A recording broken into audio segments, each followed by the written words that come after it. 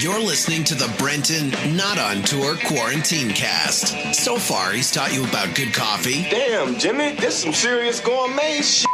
Good music. I'm like this, and then that becomes your thing. Music just does that. And the secrets to good travel. Exits. Okay, there's one back here. And there's probably one over by the wing somewhere. Now, thanks to COVID-19, he's here to make sure that you're all good during this time of social distancing and self-isolation. So sit back and enjoy as he broadcasts from any number of exotic locations like Costa del Balconia, La Isla del Garage, Playa del Living Room, and the always magical Puerto Backyarda. And don't worry, he's already had the coronavirus and beat it. Still, maybe keep a mask handy. Here's BD. Hey friends, welcome to a very awesome, cool edition of the Brenton Not On Tour Quarantine Cast. I'm kind of hanging out with my good friend, one of my best friends in the whole world, staple in my life, basically responsible for all this great stuff that's happening in my world as far as music and all the rest of it. The very excellent Chris Machete. How you doing, sir? Hi, I'm doing good. Hey man, we're just hanging out. It's very good. We are in your bat cave. What are you calling this? It's my office.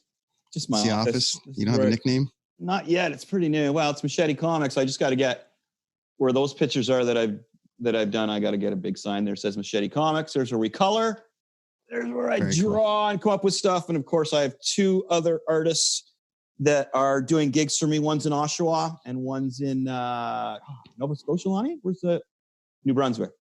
So I have a writer in New Brunswick, and I have an artist writer in Oshawa. And the head office is here in Kingston. This is new. So adding on to like the 1,000 things that you're already doing with teaching.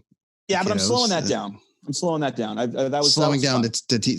teaching or the teaching. Oh yeah. I'm keeping 20 students, and that's it. And just serious students. And then, and I'm focusing 100% now on my comic book company, Machete Comics, my wife and I. And it seems like the time to do it. I started out with the band thing that I thought was going to be my legacy to leave everything. And then it turns out to be a starting point to my school that I thought was going to be my legacy. And then it turns out that that's, the school's cool, and I love teaching kids, but I've just lost my passion to make it grow any bigger than it is. So do you find that it's like, you lost the passion because you've regained this other passion? No, so for a long time you weren't drawing. For a long time you were just teaching. Yeah. And now drawing's back and you're killing it. And all the shit you're doing is awesome, is rad. Oh, thank you. But I'm just wondering if it's like, I know they come back. Yeah, no, I know exactly what you're saying. That's a really good question. No, the answer is because when you saw it is I had a big ass school. Like I was making a lot of money. Mind you, the place I was staying at, my house that I own, but the area was like my hydro bill was over $300 a month. Where I'm living now, it's $70 a month. Like over $300 a month for a hydro bill, man. That's nuts. So I was doing really well, but I was doing concerts with, you were getting me guys from groups like Headley, from like, from Slash's band, and I was doing these great big concerts. I myself was teaching 15 to 20 kids a day. I had over 150 students a week coming in and out of my school. Half of my house was a school. So I had it to the point where I could have made that a really, really huge thing. So the reason that I don't want to do that anymore is because I was kind of on the cusp of that. And that's not where I want to be. That was nuts, man. I was so busy and dealing with so many different personalities and situations where you see kids, man, and you would kind of want to step in and help out situations, but that's not your role, man. Your role is a half hour to teach, right? So you get to that point, and I was actually working from Monday to Friday teaching music and then tearing everything down and doing a comic book school on Saturday and Sunday in the jam space area. So I tear all the amps down and bring out drawing tables. And it got to the point that my timing with things, right? So I'd start teaching around 11 with parents or with adults. And then I'd end around like 10 o'clock, right? So, excuse me, your dinner time and everything shifted up. And I like to drink a bit too. So you end up doing a bottle of wine on an empty stomach while you're stressed out before you eat. And then you eat at like 12 at night and you go to bed.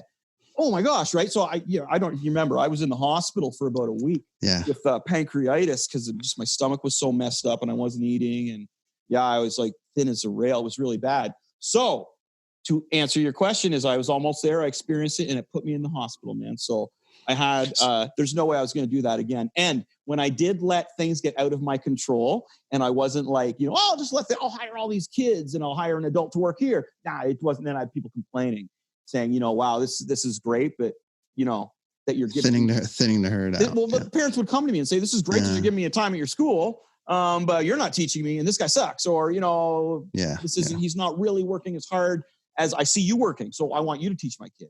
So anything, when you own something like that with so many different people and you're dealing with kids, it all comes back on you. And man, I was always thinking of my school. I was always thinking of the kids, the parents. You know, there's times where people hadn't paid me for like 3-4 months, right? And the kids are still being dropped off for lessons. So it got to the point. In that town too, we were in Port Perry, which is, you know, loaded with money. Anyone that's listening around, Port Perry is like a suburb of Toronto, which in essence, what's suburb of Oshawa, but it's a beautiful little town. It's really cool. It's it's on a lake. It's great, but there's money there, and there's also not money there. No, true. So there's two different spectrums, right? There's two different spectrums. There's the people that have grown up there and are just afraid to leave. Yeah. So they stay there, whether they can afford it or not. It's like, oh, I can't leave Port Perry. If I go to Oshawa, I'm going to get shot. You know, I had clients and people that I knew there that were amazed that I would go to Toronto. Holy crap, you go to Toronto? You know, I remember talking to kids in Blackstock that were amazed that I lived in Port Perry. It's like, are you serious? I feel so bad for you.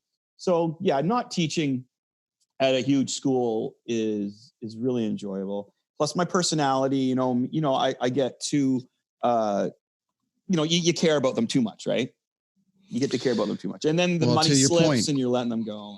To your point, and it's to the point like you've always been a caring dude from the standpoint of like, you're always on the lookout as to what's going on with people. And I would imagine that in that particular, you know, scenario, you've got a kid that doesn't even want to play guitar that day. He just wants to talk to you or something. Then all of a sudden it's a couch. So, well, all of a sudden it's a conversation about something where you're worried about the kid. You know what I mean? Like that happens a lot.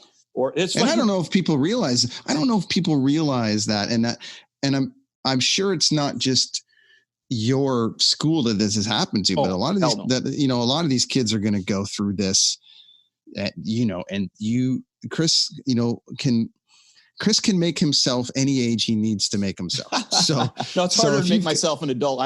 That's right. I'm always a kid. Way. It's harder to sit at the adult table and talk, excuse me, like current events and stuff than it is. Yeah. If you've got a kid, if you've got like, you know, an 8-year-old with anxiety or something, but art lets them release that and they come in, or music lets them release that and they come in and next thing you know, they're just going to want to hang out with Chris. And that becomes a funny kind of dynamic because now the kid is allowed to be 8 with you instead of like being 8 with an adult. He's allowed to be 8 with another 8-year-old because you can dive into that because of your comics and all the stuff that you can offer, which is really, really cool. But I would imagine it's nerve-wracking when it gets stressful. And so then you move to that. So then you guys move to a new town. So yeah, we came to Kingston. Start it again. Yeah. Well, my wife got sick when we first moved here. So we sold the house. We basically folded up the business that was, you know, doing really, really well. I don't want to throw numbers around because that's just rude, but we were doing really well, man. Like, you know, sure. It was as I mentioned, if you can tell by how much I was working and that I put myself in the hospital, I was doing okay. You know what I mean? But where we were living, we weren't. And plus I did the Kevin Smith method of starting a business where you just max your credit cards out, right? To get what you want. And that's what we did to fix up and build the schools, just maxed out a bunch of credit cards. And it worked. Yeah. It did work. And then we sold the house. We paid off the credit cards.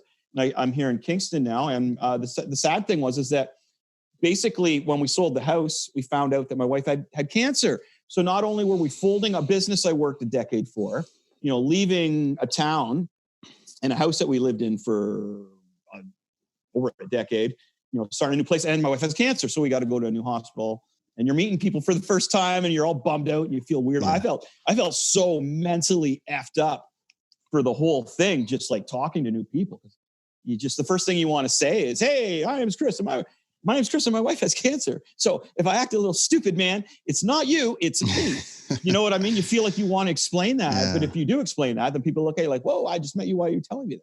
So there's that whole thing. So trying to start a new business and trying to just be a normal mental state was really nuts. But the people around here really took me in well. And then once I got my mental state together and my wife got a little better, thank the doctors. The doctors are amazing. So if you're going out in public and a doctor's telling you not to go out in public right now with everything, you're an asshole. You want to tell me any of these politicians are wrong? That's fine. You want to tell me a doctor is wrong who's working 24? Wow, shut up, go home. You're an asshole. Like, I have no other word for that, especially going to these things with my wife when she had cancer and seeing people come in and going, oh, this was a 2-year process, man. This wasn't like going in for a couple of days at the doctor. You're in there. You see people, the same people all the time. I saw people going in there that were white, no hair, skinny. And I'm thinking, you're going to die. Oh my God. Like, cause I'm sorry, my thoughts are like that. You know what I mean? Like, I'm a comic book artist. I'm a musician. I don't, it's not like, hey, well, everything's going to be okay. It's like, wow, that person's going to fucking die. This has got to suck. And you see them gradually get better. And you're like, and you want to hug them. Right. And the doctors, the nurses come out, and I'm not the sick one. My wife is, but the doctors and nurses, Chris, how are you doing? How's the lessons going? It's like, holy shit. Hey, good. And you feel like you're being addressed by a celebrity, right? Because this person is saving your wife's life. Which is nuts. You're all connected. You're all on a mission. But at the same time, I'm used to having things in my control. Yeah. My business was in my control. All of a sudden it wasn't. All of a sudden I got rid of it and I'm starting a new one. Now my wife is deathly ill and I have no control over that either. You know what I mean? Like that, me, personality wise, having like maybe a touch of ADD, being a little hyper, not having things in my control sets it off even more than it turns into anxiety. So trying to start a new business and having my wife sick, that was just, wow. It was a big test. And I thought, I thought I might get a huge school out here. You know what I mean? Well, you're on pace, but now you're just reeling it in a bit. Yeah, right. Well, I thought, I almost killed myself in Port Perry doing it. I'm going to try. Yeah. I have to do something in Port Perry. This is what I'm going to do. And the more I started doing it, the more I was just like, wow, life is short. It really is. I mean, it is. Yeah, it is. So you've never been one to waste time, though. Well, no. And it seems like this is the time to do it, right? Like the world is shutting down. We're hitting the reset button. I've got like a deal with my mortgage. I forget where they just kind of pin it up and put it back onto your overall mortgage. You know what I mean? I think they're deferring most people. Deferring, that's what it's called. So I've got like ring the bell, ding ding ding. Ding ding. We have a word that's large and no stuff. So deferring. Yeah. So and I'm fine with that. You know what I mean? Because you've seen my backyard. I can show you again sometime, everybody. I'm sitting here drawing, looking out over a forest. We now have deer. It's so quiet now. We've got ducks. I got a wild turkey named Jeff. We got a rabbit that lives under the deck. And now we have 2 deer that have showed up. It's beautiful. I'm not going anywhere. Take 6 months of my mortgage, defer it, pile it on there. I'll pay it later when I sell my first 1 million comic books. Right, dude? You know what I mean? So I'm doing. And that's where you've always gone for that. And that's as long as I've known you, I think we met in, I think 94, right? 94 was when we got it going. And that was like, that was something because that, I was thinking about it the other day. My kids were actually asking, how long have you known Uncle Chris? And I'm like, oh, geez, 2 days. Yeah, we just met a couple of days ago. What time? 94 was when we got the band going, and you were coming in hot off of the Jersey thing and all the rest of it. And it was a whole different world. But even then we did this, you were drawing all the time and did all the artwork for the band and musically we just couldn't keep up from the standpoint of like, it was every time we go to a band practice, new songs, new this, a lot of creativity, right? It was always go. It was always like, we were always going for it. There was never a chill time from the standpoint of like, it was like band practice was like 3 hours and then we would, just hang out and party and whatever. And then it was like, I'd come over 2 days later for the next band practice and you'd already been up for 3 hours drawing something that you were just drawing kind of for yourself, which I always thought was like the amazing thing because Chris has got stuff. You've got loads and loads of stuff. What did I find? Hold on one second. I found something really cool. Yeah. Yeah, my cats. Lonnie, you got to break the cats up there. We're not in the what's in the box phase yet.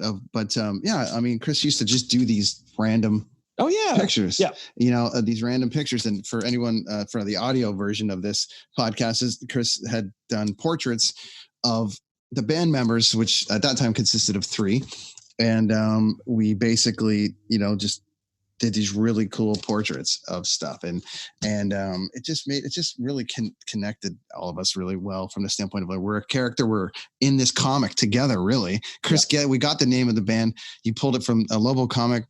Mr. Machete was the name of the band, and then all of a sudden we were comic book characters, and I always felt like we were in this comic we were fighting the shitty bands that were treating us like shit. We were going after, it was like a life that we controlled, and we could make it look any way we wanted to. Now, and you're mentioning how much work we put into it. Well, the cool thing about it was, and this is what I like about the comic book company too, the thing about a band is it's going to be as good as how much work you put into it. If you're going to go in once a week and jam for an hour, you're going to sound that good. If you're living it, if you're just like, we were just hanging out together. Sometimes you got to love, I always loved it when a band would jam so much that there's sometimes you'd go for a band practice, but you just end up having beer and shooting the shit. That's when you're jamming a lot, when sometimes it's like, yeah, we got that. And you just start talking and you forget. And next thing you know, it's 10 o'clock and it's like, oh man, all right, well, nice jams. Cheers. One of the funny things that I discovered when I moved on to tour managing and stuff and stopped playing. Mm-hmm. But one of the things that was interesting to me was at that point, all we knew was jamming. And when I moved on to Chuck Caliber, it was like, you guys jam. And with the new band, all the bands you've had since, you guys jam a lot. Obviously not the 4 days a week that we were doing or whatever. But bands, the really interesting part for me was like bands would just rehearse, like the bands that I was tour managing would only rehearse together a week before they went on tour. Yeah. And were they older? Older yeah, people? sure. Well, sure. I mean, sure. But it was just the way it was set up. It was like, the day job guys and all the rest of it. It's like, well, I can only jam this. I can only jam that. It was like, we were always pushing new material though, because we didn't have that hit yet. We didn't have like Rock You Like a Hurricane yet. We were like, we still got to write that song. So if we weren't jamming for a show, we were still trying to write that hit. And I think that's the difference with a lot of bands. Like, well, they're not writing new stuff. I've been playing this song even if you've been playing it for 4 years and you're not working on something new. Yeah. I think you can pull that off. Dude. You know what I mean? Like I sure, can see that. I can. None of them want to, and a lot of bands are put together. It's rare that you find a band that like, well, some bands are getting signed, but obviously it's at that point it was like, some people were being put together into a band and some people were doing this. And it was like, well, we're going to take this singer from that band and we're going to take this drummer from that band and we're just going to put them in and see if they mix. Well, okay, well, here's the 14 songs that were written for the album. Just learn them. The drummer doesn't. Like, I know what band you're thinking of. Well, just all of them. I'm just saying any band. But I know what band you're specifically thinking of. So it's just one of those things where it's like, but then I see it moving on. And then now like the bigger bands now, for instance, that I'm out with, so some of them are artists and then they have a band. Yeah. So the band has to go, like the great story about Guns N' Roses getting back together. Mm-hmm. So Axl had never rehearsed ever. Right. Until he joined AC/DC. And Angus was like, hey, you're fucking coming to rehearsal. Yeah, well, he wouldn't dare. Hopefully he wouldn't dare, insult. No, and he did. Angus. And he's like, holy shit, I didn't, like, I read somewhere that he was like, I love this. And then Guns N' Roses gets back together and he's rehearsing with them. And I was like, so odd to me. And I'm sure they all, in 87, when they were building towards that hit, as you're talking about with Appetite, I'm sure they were, well, like Motley Crue and all, they were jamming every minute of the day. That's it. Yeah. That's all they had. Looking for that hit, right? They still have to attain it. Totally. You get the hit and it's like, no, I'm not writing the hit yet. No, we don't need to write the hit yet. We're doing shows, we're doing this and that. And if they need to, and plus you get to the point where I don't think they can write a hit anymore, man. Well, and that's the thing, because really there's just this level, and it's almost like every band that writes those first 2 records and you're connected to them. And then like bands are putting out records. Like I still buy new albums by bands, or I still go, the New Testament's really good, man. Actually, love it. That love it. Track is just like, whoa. Love that record. Sholnick's guitar playing is just like, he was taught by Satriani, right? I believe so. Yeah, I'd have to get our people on that. Do we have people to get some people on it? But one sec. We got a cat issue here. My one cat's beating the other cat up, and it's there you go. So you got to separate cat them. fights. Cat fights. There we go. We're done. No more.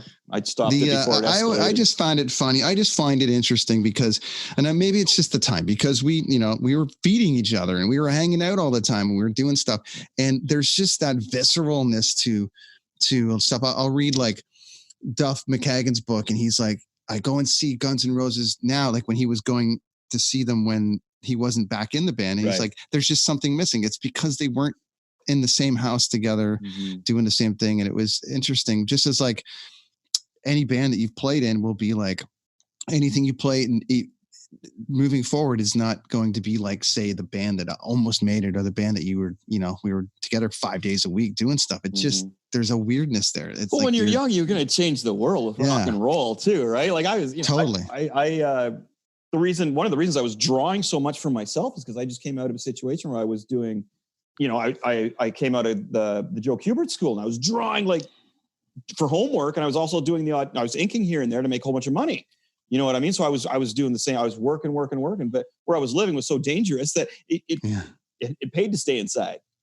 So when I came to Port Perry and started the band, that was the drawing thing was just like, oh, wow, this is great. I can draw whatever the hell I want. And then band wise was just like, wow, I've been working so hard at drawing and at college. It wasn't a fun university college. It was Joe Kubert School. It was like, wow, let's play in a band and party. And that's what it turned into. It was just like it was a train you jump on and you think, all right, I'm jumping on, you know what I mean? It's like, that's what it's kind of like, okay, I'm out of school now. I'm supposed to be an adult. I'm going to jump on this train, this band train for a while. Woo. And then you think you're going to get off at the next stop. No, I'm going to stay on this band train for a while longer. And the next thing you know, you're like, hey, wait a minute. This could be a lucrative career. And then the next thing you know, you're releasing a CD. You've got shows lined up with bands that you're watching on Much Music all the time. And then the next thing you know, you're in the newspaper, and then you're on the radio, then you're on the TV. I'm just describing our journey together here, right? In Mr. Machete. Yeah. And then the next thing, it's like, wow, I was only going to do this for a couple of days, I was only going to do this for like maybe a couple months or a year. Yeah. It's been 5 years now, and I'm doing pretty good. And then that's how the school started. You get to deal with that. But we were young. We were young and we were rebellious, and we were going to change the world. And I was very pissed off at the time as well. Yeah. And then I was 18 and wanted to play Tesla songs. Yeah. Well, your eyes were this big. You were just experiencing all this really cool stuff. You were seeing in magazines. You were like, wow, this really happens. Like this happens. Yeah. And Dent was just Dent. Dent was just breaking stuff and being Dent, I can't wait to get him. I got, he's got the boys and he's rocking, but I think we definitely have to have a Machete for him in a bit, and we'll get into the history of that. One question I've never asked you, which is I'm curious about. Everyone has their definition of making it. All right. So we come out, you play in a band. It's like, we're going to play in a band. And some people never either get over the fact that they never had the hit. And I don't say that we never really got close, but I'm saying you have that one band that might've had like, say, we were number 12 twice. Not by choice. And then, that's a good example. That's what I'm saying. Like that. But then Liam's gone on totally. But then Liam's gone on to become a big manager. So I'm just my question. I thought you were talking as a band. Well, as a band, it starts as a band, and my question is like, what are your feelings? Do you feel like you accomplished what you wanted to musically from the standpoint of like, we never had the hit on the radio, or we didn't write a hit for somebody, or do you feel like as a band guy, you just accomplished what you wanted to do as a band? No, because everybody, that's what I'm going to say is like every musician sets their goals. You know what I mean? There's some people like right now, the band I'm in right now, my goal is just to release a good album, a solid album, play some good shows in Kingston. That's my goal. And if I do that, then I've attained it. But the goal that we set out as way back in Caesarea, no, I did not attain that. But if I did, I don't think I'd be alive. Well, I'm serious. Yeah, so at a sidebar to that, could you have handled it? No. If we had, a moment where it was like we had rode the wave and it was I wouldn't have made 41 it. Not by choice, some 41 not by choice, and us something. If we would have been as big as some 41 at the time we were trying to be, there's no way I would have survived that. My wife and I have discussed this many times. Yeah. Many times. Pardon? They barely survived. They barely survived it. Derek barely survived it. No, that's what I'm saying. I wouldn't have. I could see myself getting because of the schedule, man, and having to be that front man. And I'm not slagging drummers, but drummers can slag a drummer. It's fine. No, like playing wise, it's a drummer slag podcast. Check this out though, and tell me if I'm wrong. if a drummer's not feeling it, he can still perform, but just kind of kick back. If the front man's not feeling it, he can't kick back. He's still got to be like going, woo! People know. So that is, man, I probably would have been a huge cokehead. Sorry, kids, but I never became it. Never did it. Sure. Never became it. Never had trouble with it. Never. Lonnie's listening. My wife is listening very intently. It's an interesting thing because it's just something I think about a lot because I think there's different levels of making it. Yeah. Well, no, I didn't get to where I wanted to be because I wanted to be that guy in the magazines, man. I wanted to be the guy in the limos. I wanted to be partying. I wanted to do all that, but it would have killed me. I guarantee it would have killed me. There's no way I would have. Well, now you're making the magazines.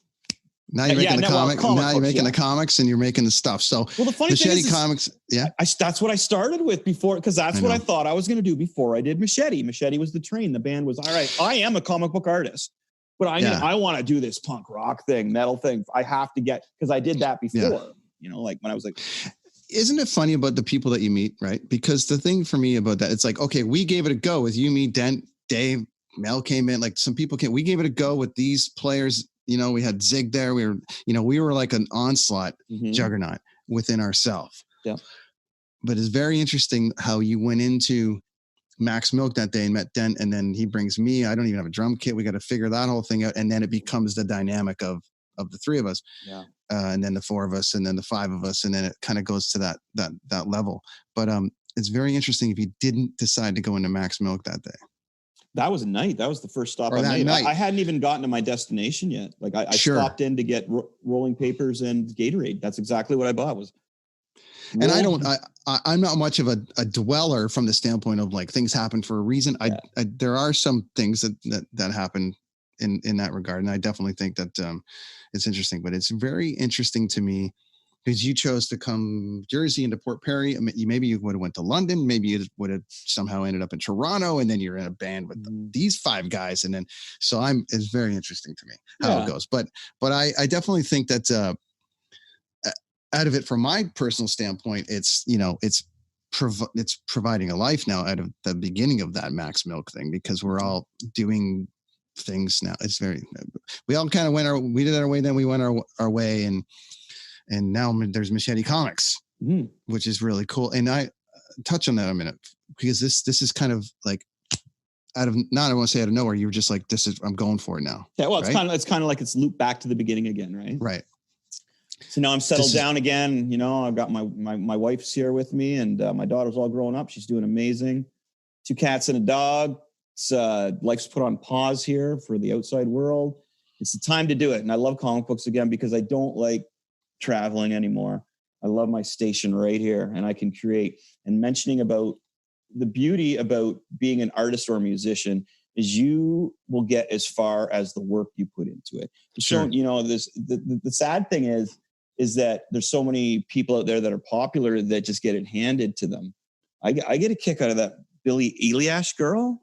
Billie Eilish, yeah. She looks so sad and complained so much. She was homeschooled. She was like from a rich family that had like, and I'm not saying that's because you have lots of money. You should like everything's gold and roses. I'm not saying that, but she's in a career that people would like just kill. They do. They kill themselves to get in that career. She had it handed to her, and she's so glum about the whole thing. And I just want to reach in and shake her because there's like, then hand that off to somebody else. It's just so sad. There's so many kids who have like, they have the mom and she works all the time, and this kid writes songs. Billie Eilish just got it handed to her, and she's so. Do you know what I'm saying? Like, I know you can't really comment too much on that. I can. I have you know what I'm saying? To it. I just saying? find it's an interesting time right now because the kids. It's here we are sounding like in our day, but I mean, these kids are breaking on the internet now, and yes, it's just so much so fast. Oh well, here's somebody who can comment on this. We're getting Taylor Cochran. She's coming on board here. Cool. Stand by. Nice. She put her makeup on. She's all ready to go. Let's see what there she is. Yay! Right there she is. Hello, Taylor Cochran. How are you? Hello. Hey, you're in here. Hey, so we were just discussing something. So we're being old guys, And we were just you joined at the perfect time. Yeah. So we just already discussed the Mr. Machete journey and how all the hard work and fun that we put into that band. Excuse me. And then you see somebody like Billie Eilish. Eilish. Okay.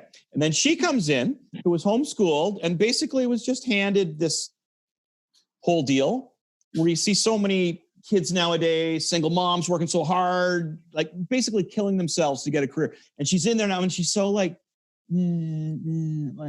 just this sucks, that sucks. What's your take on it, Taylor? And I'm sorry. And my whole opinion is, okay, well, I would love to see somebody who appreciated it in that position. And because of that, she upsets me. But did you ever think it was a marketing thing? Like it could be like her label saying like, this is the image that you want. Like maybe portray this and it will add more viewers to it because she can connect to people on that level with her attitude. Okay, that makes me hate her even more.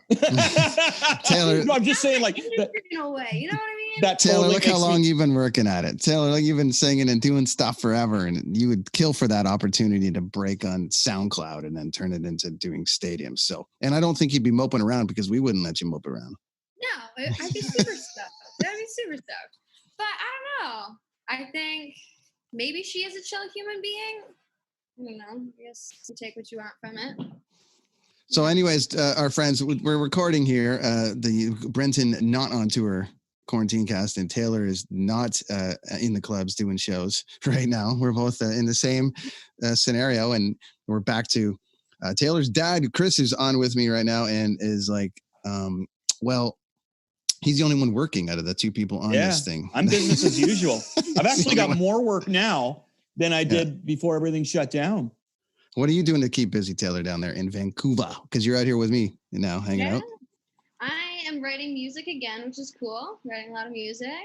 Learning how to cook, learning how to do things that I didn't do before. Things I didn't have time to do. Yeah, what are you cooking? What am I cooking? I'm baking a lot, so I made like chocolate chip banana muffins, like really red spinach and artichoke dip, and chicken. Are you putting any of those special herbs I sent in any of your baking? Not yet. No, not yet. Good idea. Okay, just checking. Just check. Is that a Christmas decoration behind you? No. Okay. It's, what is that? Is that it's a tapestry. So you put it down, and then it covers the tapestries. Hey. Do you got earbuds? You got your things, or are you on your computer? What are you on? I'm on my computer. Does your AirPods work for your computer? Yeah, let me grab those. Let's get those. Yeah, there we go. So Taylor Machete has joined us, and Taylor moved out here about 3 years ago now. Yeah. And she just sent me a song today, and it was fantastic. It was a really good song. Well, we won't get her to preview it just quite today because I'm sure she's not ready for it. But it's really good. It's exciting that I've got you on here. I've got Taylor on here. You're still writing and in a band, and Taylor's doing her thing and writing his music still, and then she's doing concerts. So I'm getting the best of all the worlds here. This is pretty excellent. Taylor, tell everybody what you do. What do I do as my job? Yeah, what is your job? I'd like to know it too. I don't even know. Yeah, I'm a production rep. So basically what I do is I take a show file and I talk to bands and then I make the show happen. Nice. Yeah, she works for a company in Vancouver called MRG that are doing really great. MRG Live. How many shows are you doing a month at your peak before the whole world shut down? About 20, 25 a month. So there's 30 days in a month. Yes. So what are you doing with the other 5 days? I advance shows. It's good. I work all the time. That's right. Well, we're just catching up. Chris and I are kind of getting caught up on comics and stuff like that. We're talking Billie Eilish. We're talking. I wanted to get Chris's take on a few things on comic wise, but I also wanted to get you here because you're here hanging out. You're not working like me. What's your plan? Have you thought about what your plan is right now to keep working? Are we going to go work at Amazon together? What's happening? Yeah, that's a good question. I was actually just talking to a friend about that before I popped on with you guys. And, I was thinking about maybe looking into like the label world. But I don't know exactly what I want to do yet. Like my passion is concert and productions, and I don't know if I can sit behind a desk and sit on a computer and organize things for a very long time. I'd like to be out and open and doing very challenging things. Not saying that it's not challenging during like the other sides of the industry, but yeah, I don't know. It's a good question. So I'm waiting for this hopefully to ride out, and then we'll ride out. Don't worry. Get back in the concerts. Well, I mean, And that's the one thing that's people are going to go see shows again. It'll be booming eventually. They're going to go do stuff. They're going to go back to the movies. They're going to go do stuff. Have you been watching anything like that, Chris? I wanted to get into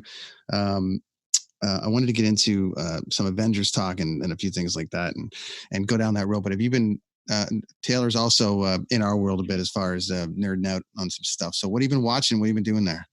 What are you digging right now? Are you watching anything Netflix wise? Yeah. I just finished up Hunters. Chris has been watching everything. So I'm pretty sure there's something. You have a pair? Sorry, I'm just trying to find headphones. So I've been watching a lot of documentaries. I watched Slash's documentary on Prime. Okay, there we go. That was a couple years old. That's him building the band, right? Yeah, it was on like Sunset, all about the one there. Do you have a little perfect? Thank you. I thought you said a slasher documentary. No. Just it's like slasher films. Yeah. No. But the documentary, it was cool because like I recently went to LA before all of this happened. So I just like hit up all of the same venues where all of that started with like Crew and Slash, which was really cool to see. Even like the Rainbow Room, which was cool, like the bar down from it. I didn't know there was that much history to it all. So which one of those classic bars still looks the best? Whiskey Go-Go. Whiskey Go-Go? Yeah. And I think Slash did a release there, and I think Motley Crue did their announce there. They're still doing stuff with the whiskey. They fit Vince Neil in the door. Holy crap! They fit Vince Neil in the door. My God. Yeah. It's give me a crazy. deli tray. 2 deli trays. Apparently. Yeah. I've been trying to stay away from watching so much TV. Just trying to like keep my mind open, and reading too. I find is a big thing right now. That's something I didn't have time to do. Well, the great thing about where we live out here, at least, it's been 20 degrees for 3 weeks. So yeah, you guys got good weather. Get outside to hit the ocean and do stuff like that, and haven't had to be inside like minus 10 and 20 and the prairies and stuff like that. So that's been good. Yeah. Just been kind of chilling and figuring it out. So, all right. It's cold here. Yeah, I just want to get an update, Taylor. You can stick around if you want. We're going to just talk comics and kind of chill out, or unless you got a busy schedule and you're going to go do some stuff. Yeah, I'm going to paint my apartment. So. Nice. You're going to paint your apartment. Okay, well, I'll Skype with you. I'll Skype with you after I'm done here. Okay, kid? Okay, sounds good. Right on. See you in a while, Moon. Thanks. Okay, bye. Bye. I think, yeah. So anyways, I was look at that special guest on the show. Special guests on the show. So I want to play a game. I want to play a game called What's in the Box. I'm going to get Mike. I'm going to need another beer for this though. One sec. Sure. Well, while you're getting a beer, I'm going to get waitress. I'd like another beverage, please. I'm going to get my producer friend Mike to cue up some sound. Cue up the sound for What's in the Box. Oh, what's in the box? What's in the fucking box? And there it is. All right, great. Yes, that's Brad Pitt from the movie Seven. What's in the box? Oh, right on. Love it. Love it. That's a good one. Love it. So I've got a box of comics here. I like comics. That I know you're a Marvel guy.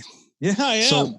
So I'm gonna. You're gonna give me all DC ones. I'm gonna give you all DC. Oh, I'm gonna start you with the DC. Just to make me look like an idiot, you're gonna give me all DC. I'm gonna start with the DC, but I think what I'm gonna do with this, because it's an audio and a video, is that people listening at home are gonna go, "Well, what the hell is he showing them?" So I'm gonna show you. I want you to say what it is, and then we can. You're gonna know what it is, 100%. Okay. So here's the first. Wait. So you're showing me an issue, and what am I supposed to do?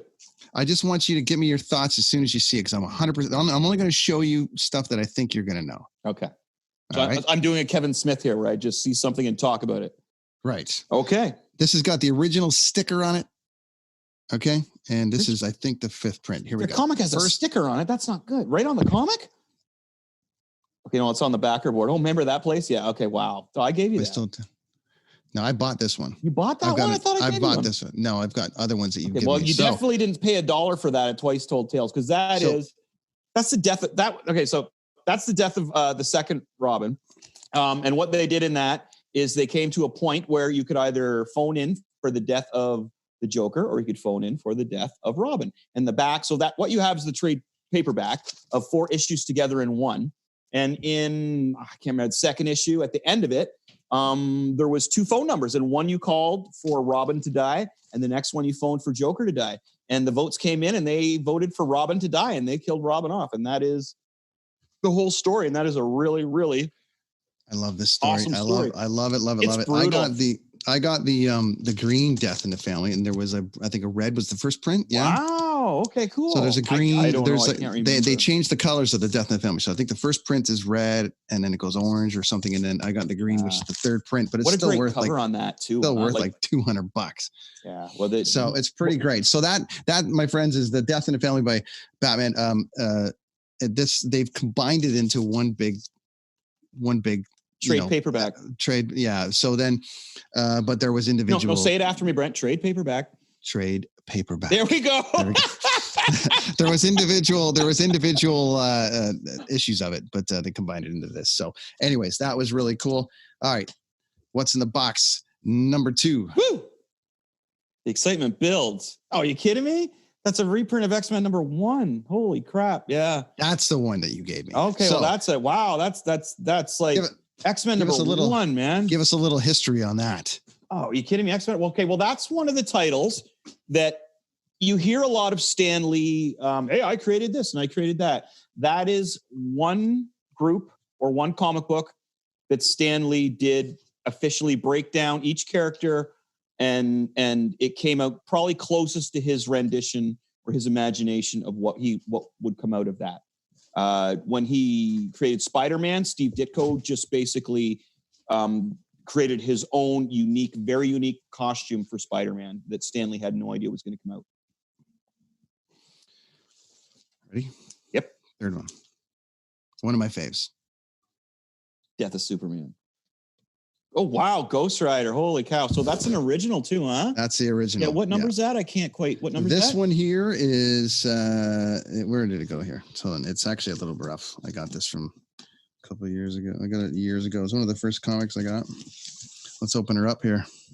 1982. Jeez. 82. Very nice. So that's Johnny Blaze. Yeah, that's look at the back. Oh man, deeds not words. Yep. Megaforce, man. Anything that has anything that has the word mega in it is good. This is volume 1, number 72, September 1982. Awesome. And that is that's Johnny Blaze is the Ghost Rider. And the second volume, stuff in here. Danny Ketch becomes him. There's the bubble yum. Oh, the ads are some of the best parts, right? I like the ones from the 70s where it's just a whole bunch of little ads. Send us $4 for a box of surprises. Or 75 cents it probably would have been, right? It's unbelievable. And there's still something about how the feel of this paper from the 80s was. Well, the smell too. The smell of it's just great. I love old comic book smell. It's so good. So keeping with that theme, another one that's very near and dear to my heart, which was the relaunch. The relaunch. Oh, Ghost Rider number 1, and that's Danny Ketch as the Ghost Rider. Yeah, wow. That's a nice one too, huh? So the movie was about Johnny Blaze, not Danny Ketch. So that's just number 1 of a relaunch of Ghost Rider. Now, nowadays in Ghost Rider, Johnny Blaze is the king of hell, and Danny Ketch is trying to fight him. So it's like new Ghost Rider versus old Ghost Rider, basically is what's going on right now. And Mephisto is sitting back laughing, having a beer. Here's an interesting one that I got. 1986. Ready? I still got it. Okay. See if you remember this. See if it rings a bell. Okay. Ba-ba. Wow. Spitfire number 3. No, I'm actually drawing a total blank on that one. It's a great story. It was wow, new universe. It's a new universe, and then there was which came with that in 1986. Night Mask, another new universe. See, I don't know anything about these. Who are the artists in those? Like who's the penciler? Who's the penciler? Yeah, who's the penciler in those? Nobody cares who the inker is. Ron Wagner. Oh wow, Ron Wagner, he's good. Danny Bellinati for inks. Nobody cares about okay. That was Spitfire and Night Mask. Ron Wagner actually went on to do some really big stuff. And you said you wanted the artist was Ernie Colon. Oh. And the letterer was Janice Chiang. Nobody cares about letter either. Okay.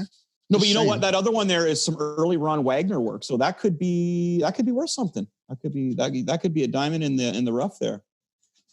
Yeah, there's some cool ones here. I don't want to go too far into DC world, but let's go back to 86 for a minute. See if you can remember something here. Mm-hmm. Wow, the super. Oh, you got. Whoa, that's a good one because you got Darkseid's in that. Anything that Darkseid's in the 80s is worth some money. That's a good one. I don't know much about what goes on there, but you got Darkseid on the cover, so I know it's a good issue. There's some classics here. Jack Kirby, legendary Marvel guy, created Darkseid with the New Gods. Who's your favorite? Jack Kirby. Jack Kirby and Todd McFarlane and John Byrne. Wow. But Jack Kirby right now, man, like this shirt, I wear this every day because Jack Kirby had a shirt like it. That guy worked so hard and he created so much. The whole Jack Kirby Stan Lee thing, we could discuss forever. Wow, man. Wow. I'm going to go with a couple more here for a minute. And these are just bringing out some classics that I have, because I got a lot of new Superman and new Batman from like the 90s. Mm-hmm. So no one really cares about that, I guess, per se. A lot of cool detective comic stuff, but Robin, I got, some stuff like that, but some old Chuck Norris comics. Here you go. Here's a good one. This one's a little rough, but I kept it. Whoa, nice. Oh, why isn't it in bag and backer board? Well, man? I'm just pulled it out right now because unfortunately, I think it was given to me, and there's some stuff that's got some damage. I think I got it from a cousin. But anyways, let me see it one more time. Sorry, explain to our listeners what this is here. Well, it's Jack Kirby just came back to Marvel after that. It was when he went to DC and just came back, and he created Captain America. Stan Lee did not create Captain America. Jack Kirby. And he created Captain America. In case Brent Fitz happens to watch this, he'll like the back cover. Oh, Evel Knievel. I had that too, man. I had him on the and when you shoot him. It's quite something. Didn't they redo that with Toy Story with Keanu Reeves? Yeah, he's Captain Canada. How cool is that? See, I'm not a big Toy Story guy. I haven't seen all those. My wife and I were thinking about binge watching. Yeah, the secret of teaching yourself music in 1 hour. There's these ads. That's actually me. There's actually all these ads in here, which are pretty funny. Oh wait, I think that was Brent Fitz, wasn't it? I don't know. I have to look. I think that was Brent Fitz back in the day. There. Yeah, that's what he did before he was a massive success with drumming. Yeah, and then I got a couple that you gave me. But here's the oldest comic in the collection that I have right here, which is pretty cool. I just pulled it out here for you too. Here's one for you. Oh yeah, the old Superboy stuff, huh? Wow. with Vincent, who's this Vincent Price? Shrunken heads. Oh, on the back of the Shrunken Heads. Well, that's a toy. I remember they used to have a toy and it shrink the heads down, man. Oh my God, there's so many cool things. And then I got there's no like shortage of Lobo. I got the PI part 1, part 2, part 3. There's so many stuff. So anyways, there's some stuff that's well, here's one thing before we end, just at the very end. So Lobo there, and I think we talked about this with on the other podcast with Dean, yeah, was that if they did want to do a funny, violent type DC movie, Lobo would be like Deadpool. Yeah, like Deadpool, man. Like they could really do Lobo up. It would be done proper. They'd have to get Bisley in there, or Beasley, however he pronounces his name. Oh, you know what? Here's one I wanted to show you. Here's one I want to show. I'm going to pull it out of the thing. I'm going to go very carefully. This was one of my favorite ones that I ever got from Twice Told Tales in Port Perry, Ontario. I love Twice Told Tales. That's what they were there when I first moved to Port. But here you go. Oh wow! What number is that? Look at that. No, dude.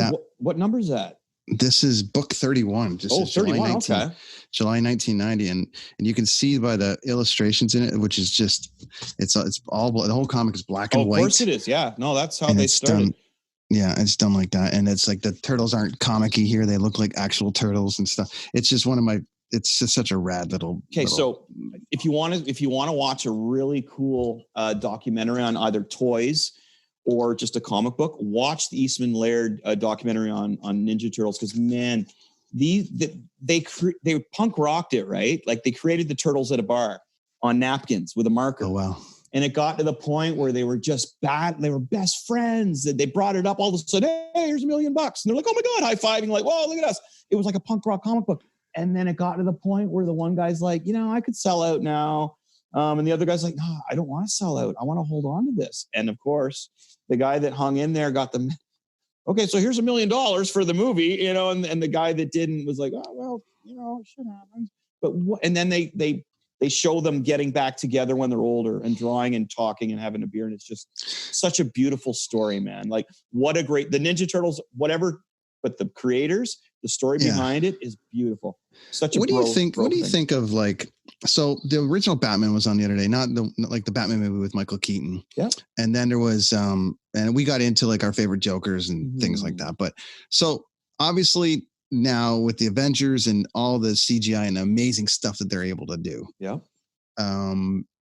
It gives it a certain texture and gives it a certain, you're able to tell the story obviously a lot better than they could back in the in the 90s or what coming out of like say 79 out of Star Wars, really, if we go back to maybe 74 or 73. But once the technology of movies started expanding and started going, you got movies like the original Teenage Mutant Ninja Turtle, which had its campiness, but it was kind of cool. The original Batman, they all had the same kind of tone. Right. Do you think people are going to look at like, oh, I can look at the original Batman and go, that's 1990. Turtles, that's 89. Anything like that, like the Supermans through the 80s. But then you look at Avengers and you kind of go, well, that I know for sure that was like 2015 or something. Like it just, right. I feel like they all had a texture to them. Are you a fan of one or the other? Do you like the simplicity of the original ones? Because I kind of lean towards them a little bit sometimes. You know what? It's not even like it's so more than that now, because it's like, who would have thought? Can you hear me okay still? 100%. Okay, great. Sorry. So who would have thought at the beginning of Iron Man that it would have tied into this huge friggin' 2-part story at the end with Thanos? Like, who would have thought that?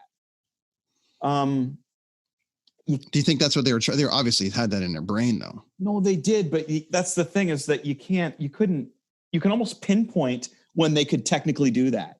Okay, like Marvel kind of held off. They did some really bad stuff, and then you can tell when I think it was when Spider-Man hit was when, whoa, holy smokes, okay, like the CGI looks good. Sure, they can actually pull this off now. You can see when they've tried to do it anytime before that and it didn't work. So the CGI effect really helps Marvel with their movies. Now, if we go back to DC is a lot more. If you look at a Batman movie, you don't need a ton of CG to make it look good. You need a great person playing Batman, and you need a fucking amazing Joker, right? Like, emphasis on the Joker, right? You see that? Like, sure. Like Joker is the unknown. We know Batman. He's a rich dude who has everything at his hands, like everything he could do whatever he wants money-wise, right? Yeah. And he's so messed up that he's so jaded and upset about his folks being killed that he doesn't kill the Joker. He doesn't kill the Riddler. He puts them in jail. Why do you think he does that? I'm curious. I'm not being sarcastic. Why do you think he doesn't kill them? He likes the game. I think he likes it, the anarchy of it, obviously. He doesn't want it dead. I love, one thing I love about the Joker is, and I think we talked on this a little while ago, it's evolving all the time. It can be just this character. It can be 1960s Joker, and it's just a bad guy. Yeah. Or it can be all these different variations, or it can be Joaquin Phoenix's, which could be a version 1 of 6 or whatever you were saying. Like, it could be 5 different versions, or 3 different Joker theory, or the 3 different versions. There's a theory that there's 3 different Jokers over the course of the comic books, not the movies. This is over the course of the comic books, right? Yeah. I'm saying there was 3 different Jokers, but what they're kind of exemplifying is the different changes over time. Because you can see the Jokers. If I was to show you a picture from, the 70s and a picture of them from the 90s and then a picture of them from now, you'd be like, well, that looks like 3 different Jokers. So let's expand on that, right? So that's what they've done. So I think that Watchmen is another one. Have you seen Watchmen? Yeah, you know what? I only watched a little bit of it. I think there's a series right now. Oh no, but the original movie. The original movie I was kind of into. Right. I got to be honest with you. I wasn't like a huge fan of it. But well, here's the thing: is when if you can sit down and read it, it's a great story. But watching it is kind of bland, right? Right. So this is the thing: is that when you look at the CGI compared with the storytelling, why can't I have both? Right. So my opinion, your original question about it all is that, like, you know, I think I like the old stuff and I like the new stuff. To go on a different, like a movie like Taxi Driver to me could be a comic book movie. Totally. It could. There's so many. You know what's a comic book movie? Is a new Rambo is a new comic book. Right. But wait. So Taxi Driver is kind of like a comic book movie. Let's step forward on that. The Joker. What that is like. How mirrored to Taxi Driver is that? Totally. And that's my point. You had a character back in the day, and that was, we just watched that. What was the year of Taxi Driver? Lonnie? I want to say it was 80. No, 70. Oh, 78? It was 73 or 70. It was early 70s. But you could have took that character and evolved him into somebody like the Joker, man. Wow. He just killed all these people and got away with it. And the camera work in that movie was just... It's funny because the people just didn't... the movies were such a different experience then. It was like, it was that movie. And then you had seen like Jaws. It was an experience. You nailed it right there. It was an experience. And so, but it's also the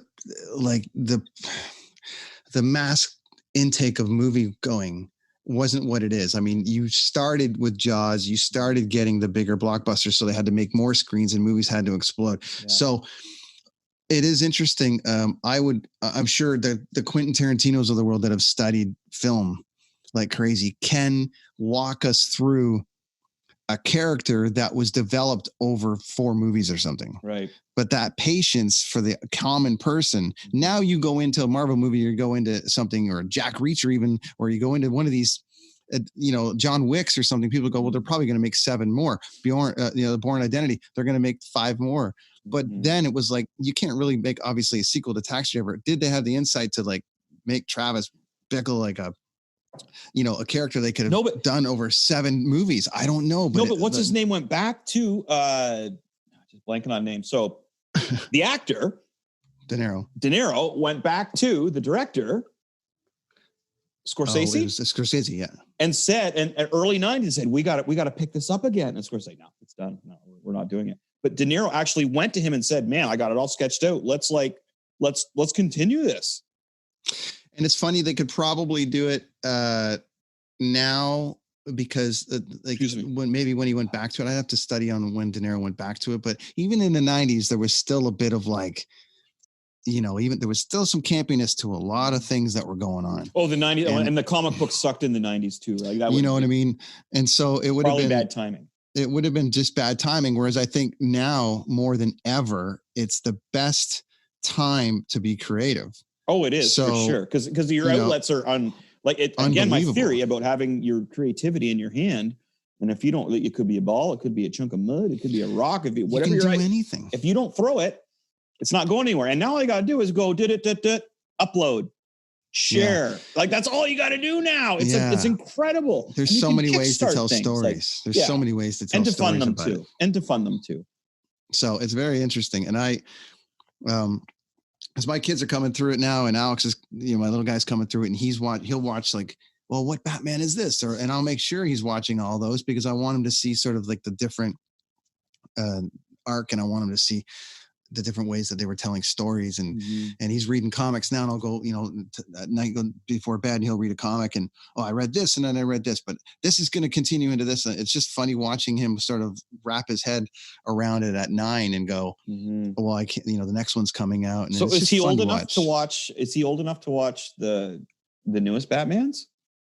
Yeah, I've shown him the new Batman. Oh, cool. See, I don't know anymore. Yeah. It's funny. I have students who are like, hey man, do you watch The Walking Dead? The kid's like, I'm 9. No, I don't even know what that is. No, I let him watch the Batmans because it was actually, he hasn't actually seen, he hasn't actually seen, he saw The Dark Knight, but was it Dark Knight Rises? He hasn't actually seen that, at least. That's with Bane? Yeah, not with me. But I just think that he's been so jammed up with Avengers and things like that it's just, we'll get to it. Yeah. So it's just a funny thing. So we're, I guess I'll let you go. You got some drawing and stuff to do, but what's going on? Where do you want to go with Machete Comics? Is this? It's going to be huge. So it's going to be first it's comic books, then it's going to be trade paperbacks, then it's going to be cartoons, and it's going to be TV shows, then it's going to be a big movie, and then I'll be dead, and I'll leave my legacy for for somebody else to pick up after me. I'm hoping that I can bring in. I'm hoping I can bring this in. Well, something just popped up here. Sorry.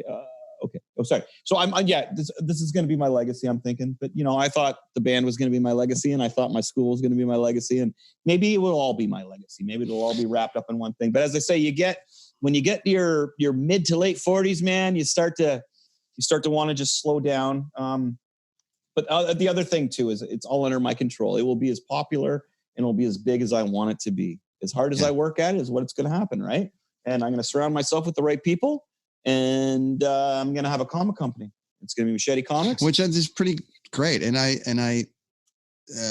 don't want to say like, have you researched what that's going to take? I'm assuming I've lived it. I know, because I know I went to lived school it. I just mean like, is there like, it's changed. The distribution's changed. Everything's changed. Can you go strictly online with it? What are you thinking in your brain here? Oh no, I want printed copies just to have printed copies. Any advice I've gotten or any kind of thing I've read up on is at least do a couple issues by yourself, because it's doable. You could have it so people can.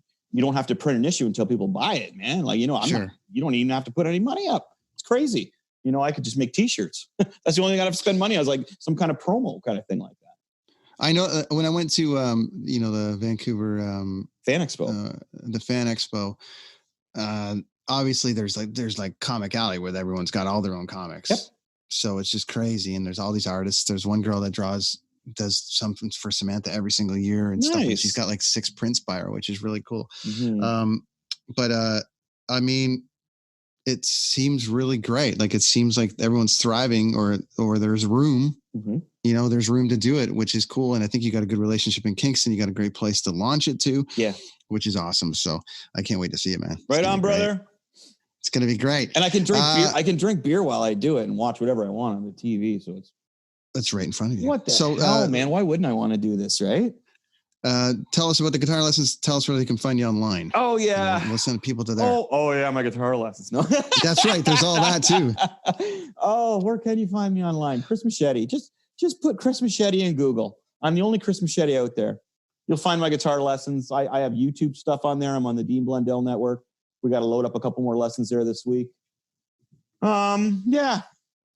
Awesome, man. Well, he's my long-time friend. I'm not even going to put into the years.